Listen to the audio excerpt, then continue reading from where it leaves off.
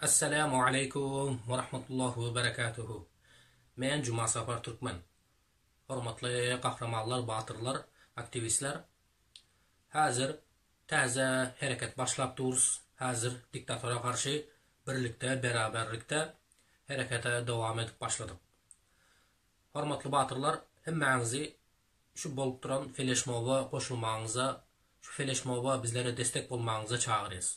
Birlikte beraber bolup bu zalim Gurbanuly Muhammedowa, bu diktator Gurbanuly Muhammedowa boldu dur inni. Yeter. Türkmenistan'dan gummol, Türkmenistan'dan defbol, Türkmenleri öldürme, mümin musulmanları öldürme diyeni protesta feleşmow edip duruz. Kahramanlar sizleri hem çağırýarys, sizler hem bizlere koşulun birlikte. Ben 2 minutluk video çekip bizlere koyuverin. İnşallah bizler bunu yayınlap halkımıza, bütün dünyaya, hasatan diktatorun itlerine hem aydiyız ki Türkmen halkı birleşti, Türkmen aktivistler birleşti. Indi bundan sonra bolacak iş zalim Gurbanuly Muhammedowy demokratik yol bilen yerinden ayırıp halkın isleği bilen demokratik yol bilen saylaw yol bilen taze Türkmenistana prezident saylaýas diýip aýdýas.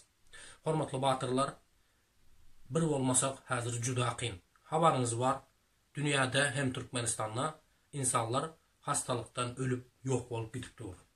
Elbette Türkmenistan'ın içinden gelip duran habarlara göre hem hastalıktan, hem açlıktan, hem diktatorun zulümünden köp adamlar bu dünyanı terk edip milletimiz yok olup baraya. Kahramanlar sizleri hem çağırırız. Hiç olmasa zulüme sessiz kalmaňlar. Hiç olmasa yüzünüzü görkezmeseniz hem sesinizi koyuverin, birlikte hareket edelim. Kahramanlar, batırlar, aktivistler sizlere hem şunu aýtyp geçek ki, bilýäňiz 2020-nji ýylda aktivistler hareket ettiler, juda gowy netijelere yetişdik. 2021'de de hareket ettik ama bular ýaly gowy netije bolmady. Näme üçin? Çünki liderler, bazı aktivistler biri-biriniň aýbyny açyp, biri-birine daş taşlap hareketimizi, bolup duran mücadelemizi juda zaýyf etdiler. Şonuň üçin batırlar, kahramanlar birlikte hareket edelim. Biri-birimizin aybımız bar olsa da dımır şolaýaly satgyllyk bolmasa, şolaýaly bir dinimize, milletimize düşmanlyk bolmadıkça geçirip ökü kinan goýalyň. Dyrnagyň teýnindäki kiri gözläp bermäliň, hormatly batyrlar, kahramanlar. Eger bu dünýede aýypsyz dost gözleýän bolsak, onda dostsuz galyp gideriz. Hemmäň aýby bar, hemmede de hata bar. Men özüm birinji bolup hemmäňizden, aktivist batyrlardan geçirim soraýan. Eger men sizleriň göňüňize degen bolsam, eger men sizlere bir dil ýetiren bolsam nahak ýere, eger sizleriň bir awraýyn kemsizden bolsam, hakyňyzy ýen bolsam, meni bağışlaň dostlar. Elbette bu batyrlardan, kahramanlardan geçirim soraýan. Ýöne satgyn doňuz kaballardan däl elbette. Bu nalajyly diktatorun itlerinden däl, kahraman, batyr aktivistlerden hemmäňizden geçirim soraýan. Eger de siziň adyňyza, awraýyňyza dil ýetiren bolsam, meni bağışlaň, hakyňyzy halal edin kahramanlar. Bol bilýär, hemmäňizden hem birek-birek göňüne degmäliň. Bu dünýä bir gysgadyk döwür. Bu dünýäň özü gysgadyk wagt. Dün göreniň bugün ýok, bugün göreniň erti ýok. Ana görüp bilip tus. Bir sagatyň içinde insanlar özüniň ýanynaky, öz ýakynlaryny ýok edipdir, bu dünýäden taşlap gitipdirler.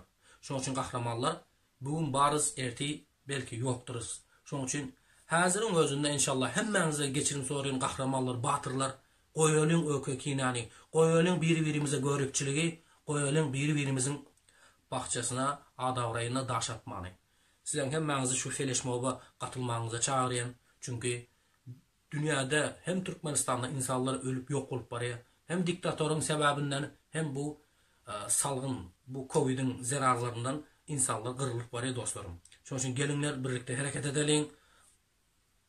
Hareket edelim. Ana inşallah yakın günlerde görüp kalýanyz. Eger biz bir bolsak boldy, hemen netijeler görülýär.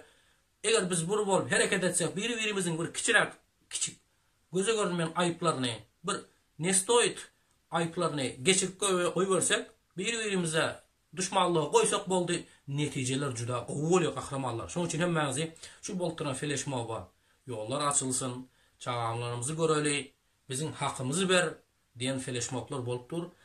Size inşallah bir 2 minutluk, 3 minutluk, isterseniz de 1 minutluk, isterseniz yüzünüzü görkezin, isterseniz görkezmeğiniz şu video çekip inşallah şu aşağıdaki numara koyverin, birlikte hareket edelim. Yine bir gezek hemmenizden geçirim sorayın.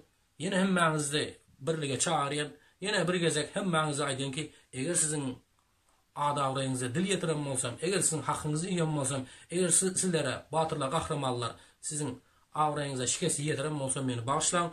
Yöne satkın, domuz, kaballar, diktatörün itlerine, diktatörün kargoçularına del elbette. Bunları inşallah vakti gelse cezasını veririz. Bize koşulun, birlikte hareket edelim, beraber olalım. Esselamu Aleyküm ve Rahmetullahi ve Berekatuhu.